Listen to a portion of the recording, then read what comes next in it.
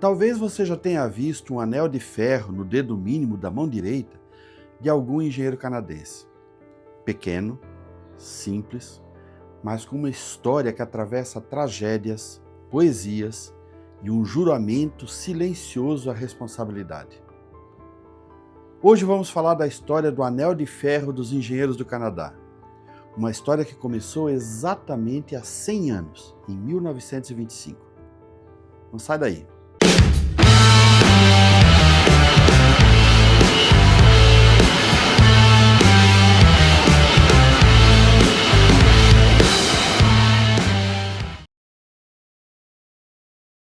Hoje a TecPro é uma empresa que ela tem um know-how muito grande, né? A gente está 20 anos no mercado, mais de 20 anos no mercado, a gente consegue atender aí todos os nichos, né? A gente atende edificações residenciais, hospitalares, comerciais, institucionais, industriais, né? E diversos setores do mercado, né? Hoje a gente consegue atender todas as demandas, né, que o mercado exige.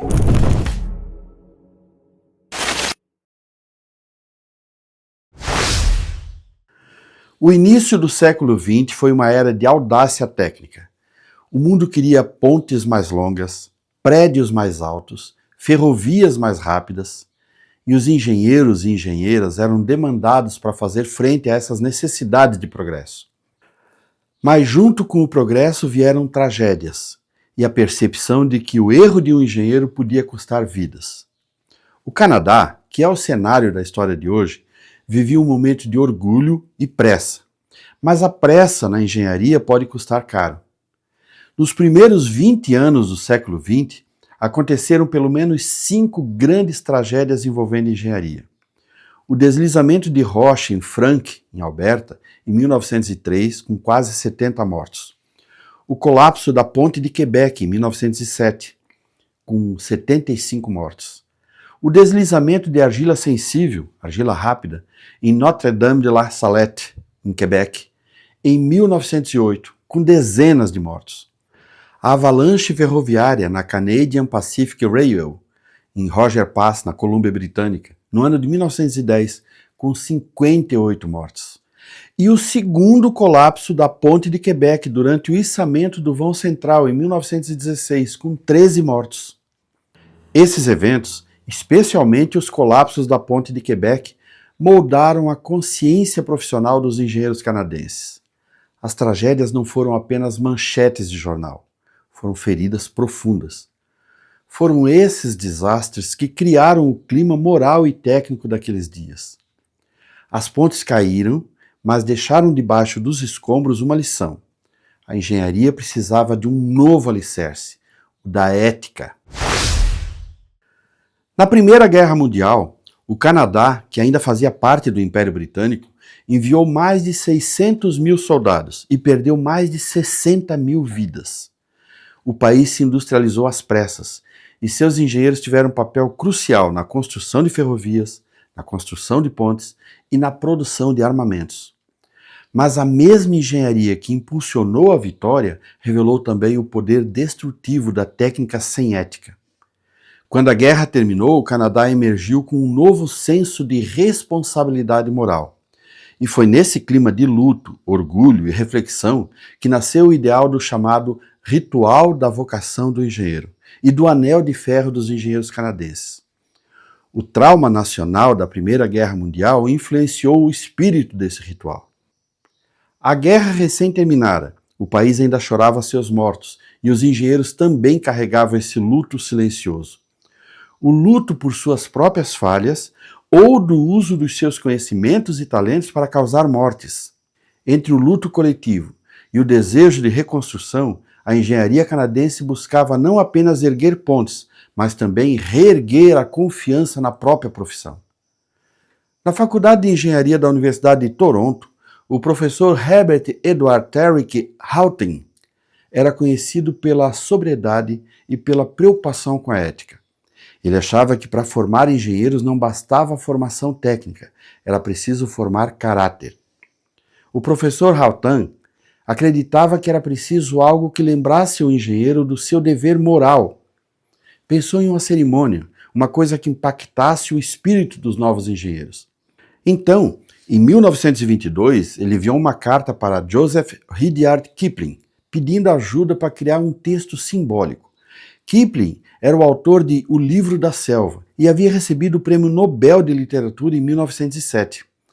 Ele aceitou o desafio e escreveu um texto chamado The Ritual of the Calling of an Engineer, que unia poesia, dever e humildade. O primeiro parágrafo desse texto está na abertura desse vídeo. Kipling era um símbolo da era vitoriana, e sua voz conferiu à engenharia um tom quase poético de dever e de honra. Assim, em 1925, realizou-se a primeira cerimônia oficial. Os engenheiros receberam um simples anel de ferro para usar no dedo mínimo da mão de trabalho. Dessa forma, o toque do metal no papel serviria como lembrete do compromisso assumido.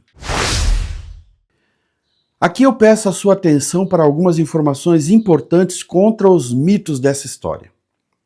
A cerimônia não é uma exigência legal, nem acadêmica, e não é organizada pelas universidades, nem pelo órgão profissional, o CREA lá do Canadá. Ela é conduzida por uma entidade independente chamada Corporation of the Seven Wardens, a Corporação dos Sete Guardiões, em alusão aos 7 engenheiros seniores, que originalmente formavam o conselho que supervisionava o ritual. A Corporação dos Sete Guardiões foi fundada em 1925, justamente para manter a integridade do ritual criado por Altan e Kipling. E também não é verdade que a tradição foi estabelecida especificamente por causa da queda da ponte de Quebec, ou que os anéis tenham sido originalmente feitos com o ferro da ponte. Isso é um mito, que deriva de algumas coisas que são reais. Por exemplo, é verdade que o ritual foi concebido alguns anos depois da segunda queda da ponte. E também é verdade que sempre foi apresentado como um lembrete ético das falhas humanas. Isso facilitou a conexão simbólica com o desastre da ponte e levou muita gente a concluir que o metal do anel viria da ponte. E também é verdade que os primeiros anéis eram de ferro com aparência áspera. Hoje em dia, o anel é feito de aço inox, mas em alguns locais ainda é possível optar pelo anel de ferro. Além disso, o texto do juramento fala em honra e ferro frio. Isso reforçou a ideia de que o ferro teria sido reciclado do colapso. Mas a verdade é que não foi. Os anéis originais eram de ferro comum, feitos por veteranos da Primeira Guerra Mundial em Toronto. A ligação com a ponte é moral, não é material. Hoje, exatamente um século depois, o ritual é mantido pela Corporação dos Sete Guardiões. São 28 campos espalhados pelo país, responsáveis por manter o cerimonial e a ética vivos. Os campos são unidades regionais da corporação que organizam localmente os eventos. O ritual não tem valor legal, uma vez que o licenciamento vem do órgão regulador. Mas o valor simbólico é imenso. Engenheiros de diversas formações, universidades ou regiões do país, através desses rituais, reforçam o sentimento de fraternidade e de humildade. O anel de ferro não é uma joia, é um lembrete. Um lembrete de que o engenheiro carrega nas mãos o poder de construir ou de destruir. O design facetado do anel, irregular e não polido, foi intencional. É para que ele, o anel, lembre o engenheiro da imperfeição humana. O design facetado serve como lembrete físico. O anel pode raspar na prancheta ou no papel quando o engenheiro escreve, reforçando o símbolo da responsabilidade. Um anel simples, de ferro frio, que toca o papel, o traço, o projeto e lembra a cada linha que o engenheiro não desenha apenas obras, desenha destinos. A história desse anel e da cerimônia na qual ele é recebido pelos engenheiros do Canadá servem para reforçar a dimensão ética e moral do exercício das nossas profissões. Talvez a engenharia brasileira esteja precisando de algo assim, para reforçar o compromisso dos profissionais com o juramento que todos nós fazemos no dia da nossa formatura. Um gesto simbólico que lembre a cada traço que exercer a engenharia é um ato de responsabilidade que vai além dos códigos legais. Afinal, mais do que construir obras, engenheiros constroem confiança, e isso também merece um ritual. Se você gostou desse conteúdo, não deixe de compartilhar com seus amigos que possam se interessar ou se beneficiar do que foi visto aqui. E esse é o tipo de conteúdo que você sempre vai encontrar aqui no canal 893. A série Histórias da Engenharia é um trabalho para ser visto hoje, na semana que vem, ou daqui a 3 anos, sem perder o valor, a relevância, a clareza e a capacidade de inspirar a sua carreira. Seja sempre muito bem-vinda, seja sempre muito bem-vindo e até o próximo episódio.